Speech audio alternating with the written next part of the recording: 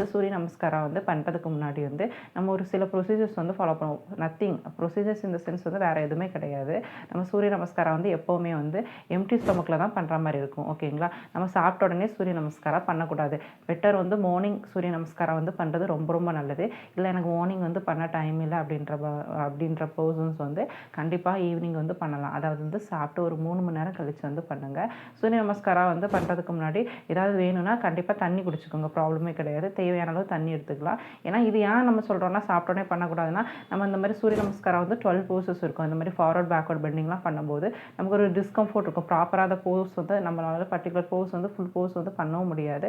At the same time ஒரு டிஃபிகல்ட்டாக feel பண்ணுவோம். So empty ஸ்டொமக்கில் பண்ணும்போது நமக்கு வந்து அந்த ப்ரீத்திங் கம்ப்ளைண்ட்ஸ், அதாவது வந்து என்ன சொல்கிறோம் அப்படின்னா, நம்ம ப்ராப்பராக வந்து பேலன்ஸ் பண்ணி கம்பைன் பண்ணி ஆசனாஸ் வந்து ப்ராப்பராக வந்து நமக்கு வந்து பண்ணுறதுக்கு வந்து நல்லா ஹெல்ப் பண்ணுற மாதிரி இருக்கும். ஓகேங்களா? அதனால தான் நம்ம என்ன சொல்லுவோம் அப்படின்னா, நம்ம வந்து எப்போவுமே வந்து ஒரு ஆசனாஸ் எல்லாம் பண்ணுறதா இருந்தாலும் நம்ம வந்து எப்போவுமே எம்ப்டி ஸ்டொமக்கில் வந்து பண்ணணுன்றதை சொல்கிறோம். ஓகேங்களா? நெக்ஸ்ட் வந்து நம்ம சூரிய நமஸ்காரம் வந்து எப்படி பண்ணலாம், அதோட ப்ரொசீஜர்ஸ் வந்து நெக்ஸ்ட் வந்து பார்ப்போம்.